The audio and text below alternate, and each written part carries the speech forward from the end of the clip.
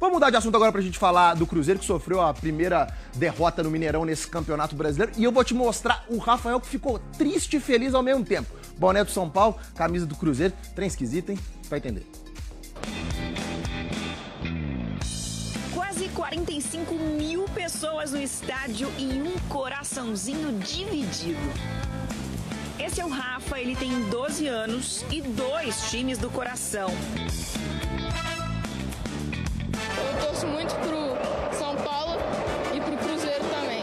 Deu pra perceber, olha só. São Paulo no ataque. Vamos São Paulo, vamos. Cruzeiro no ataque. Bora Cruzeiro! Ele foi pro Mineirão com a camisa do Cruzeiro, mas se o São Paulo ameaçava marcar, tava lá também o uniforme tricolor. Foi um tal de bota a camisa, tira a camisa, o jogo inteiro. E aí, pai, explica isso pra gente. No meu prédio moravam alguns jogadores do Cruzeiro e os filhos dos jogadores eram da idade dele. Vinha no campo com os filhos dos jogadores e começou a gostar do Cruzeiro. Então virou cruzeirense. Tá, e onde é que o São Paulo entrou nessa história? Naquela fase ruim do Cruzeiro, os amiguinhos dele começaram a buscar outros times e ele acabou buscando outro time também. Aí buscou o time do pai, o São Paulo. Pela primeira vez, o Rafa viu de perto os dois times se enfrentando. Tava no meio da torcida do Cruzeiro, mas ao lado da do São Paulo.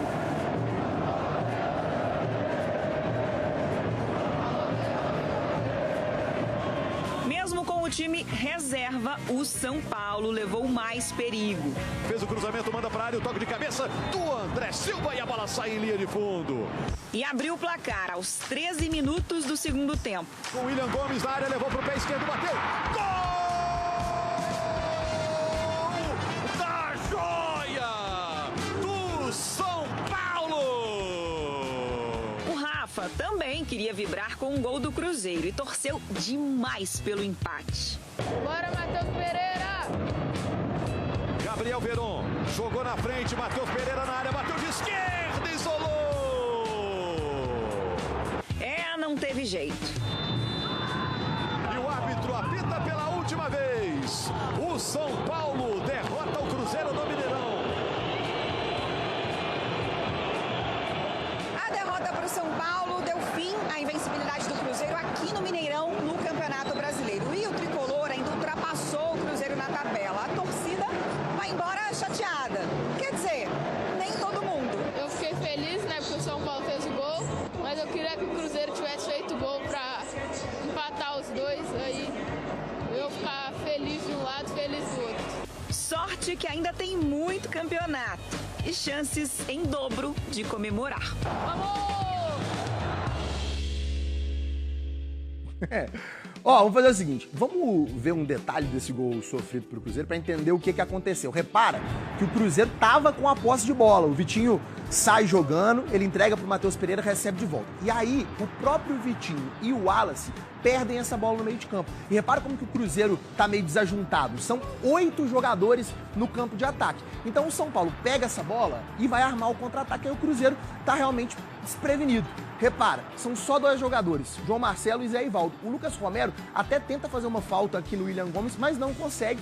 Perde na corrida e fica um espação para o jogador do São Paulo receber o passe do Eric, livrinho, para poder marcar o gol da vitória do São Paulo, 1-0. Para dizer que a culpa não é só do Fernando Seabra. Você viu na reportagem aí que o treinador do Cruzeiro foi vaiado, foi xingado. E a gente tem aqui os números do Seabra nos últimos 10 jogos. São 3 vitórias, 3 empates e 4 derrotas. Desde que os reforços da janela de transferências estrearam no dia 13 de julho contra o Bragantino, o aproveitamento do Cruzeiro caiu 20% mais ou menos. Por isso a torcida tá na bronca. Mas os jogadores saíram em defesa do Seabra. Cara, sempre total confiança no trabalho do professor. Como eu falei, hoje não foi um resultado bom, a gente acabou perdendo em casa, a primeira derrota em casa, no Mineirão mesmo. E, cara, quando você perde, você é sujeito a críticas, então... Não estou de acordo com a cobrança direta para o treinador. Acho ele que vem fazendo um grande trabalho. Logicamente, o treinador monta o time, ele escolhe quem entra, quem sai.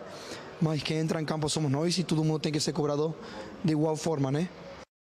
Intervalo rápido no Globo. Classificação, então, do Brasileirão. A gente vendo aí que Cruzeiro continua ali na 7ª posição, na verdade caiu, né? Após a derrota contra o São Paulo, né, Hugão?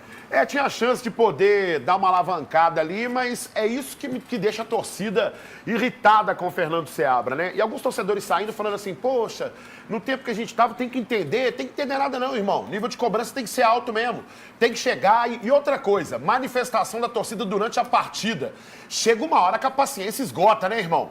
O time não consegue ser combativo, o time não consegue apertar a marcação. Então tá mais do que correto, realmente, no meio do jogo, começar a cobrar os caras para ver se os caras começam a entender aí o peso dessa camisa, dessa responsabilidade. 80% do que aconteceu ontem foi responsabilidade do senhor Fernando Seabra. Fausto, em 10º lugar, tá justo? Ou pelo futebol? O Esporte tá de volta na sua tela, trazendo agora os bastidores de Cruzeiro e São Paulo lá no Mineirão. A lua estava bonita, estreia do novo uniforme do Cruzeiro, estádio cheio, quase 45 mil pessoas, o adversário com um time reserva, mas torcedor, pode fazer pose pra foto aí, aproveita, guarda de recordação, porque você não faz ideia do que vem por aí. A escalação muito ruim, o time veio muito desatento, faltou raça. Mas o problema principal hoje foi o Seabra, fazendo modificação no time aos 43 do segundo tempo, escalou mal e o time tem que mudar a postura para o jogo de quinta-feira. O torcedor veio confiante, mas durante o jogo foi totalmente diferente do que ele imaginava. São Paulo, mesmo com o time alternativo, foi melhor durante toda a partida. E esse jogo, Cássio teve que trabalhar. O goleiro Celeste salvou 1, 2, 3 vezes. Olha essa defesaça. Mas não foi o suficiente para impedir o ataque tricolor. Aos 13 minutos da segunda etapa, Eric partiu em contra-ataque. Tocou para o William, que enfiou um petardo para dentro do gol e abriu o placar para o time paulista. O time mineiro tentou, pressionou na reta final, mas não conseguiu evitar o tropeço.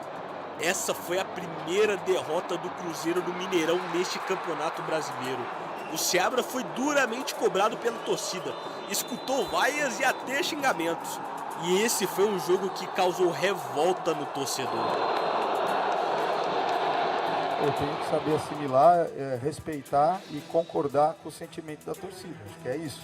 O time não foi bem coletivamente, nem individualmente. Eu estou à frente do processo.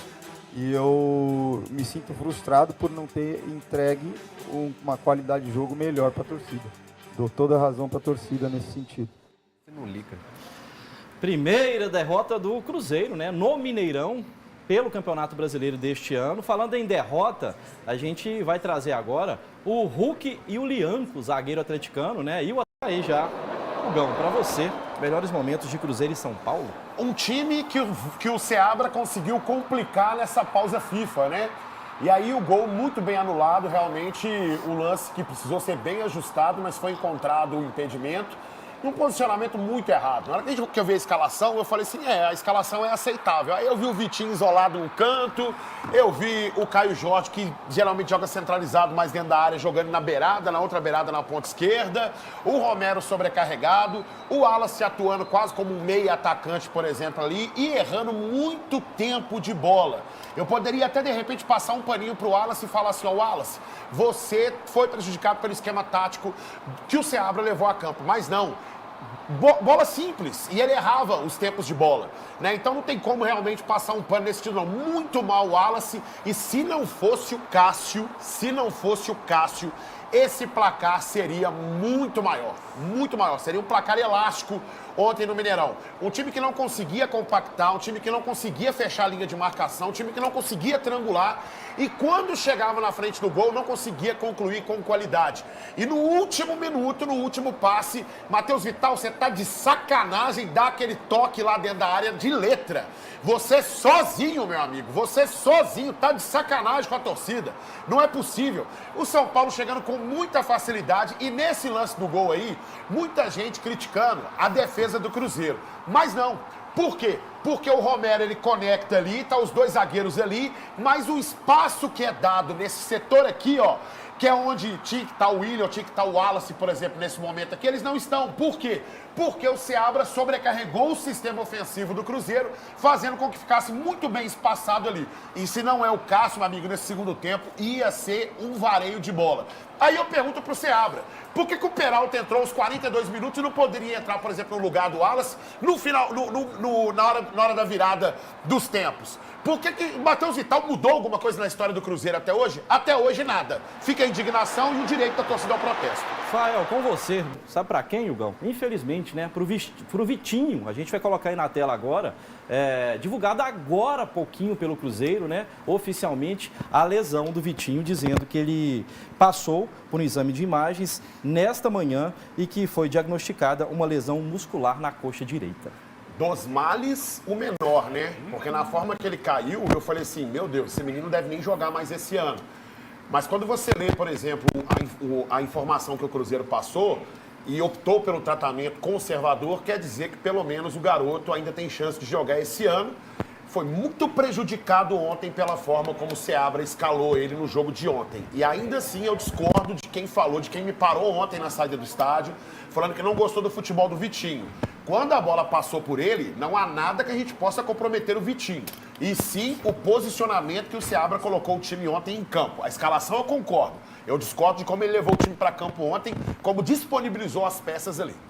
Ô, Gão, até pra gente comentar aqui, recebemos um superchat, né, do Valdeci Borges, dizendo MP dependência. MP não joga, no caso o Matheus Pereira, não joga o time também. Eu poderia defender também o Wallace, sabe? Mediante a como foi o posicionamento ontem do time. Porque ontem o Seabra coloca o Caio Jorge na beirada do campo, isolou o Vitinho na outra beirada e tentou centralizar o Matheus Pereira ali. O que aconteceu? Ele sufocou o Romero, que precisava ficar correndo ali no meio campo para poder suprir todas as necessidades. E por que eu poderia defender o Wallace, mas não vou fazer? O Wallace errou todos os tempos de bola no sistema defensivo. Qualquer bola que ele precisava dar combate, ele errava o tempo da bola. Poderia ser o posicionamento? Wallace, até acho que ontem você estava posicionado mal por causa do time, da forma que o Seabra escalou o time, sim. Mas você como volante, você não ganhar nenhuma segunda bola, nem no setor defensivo e no ofensivo, você tá de sacanagem comigo, né? Ó,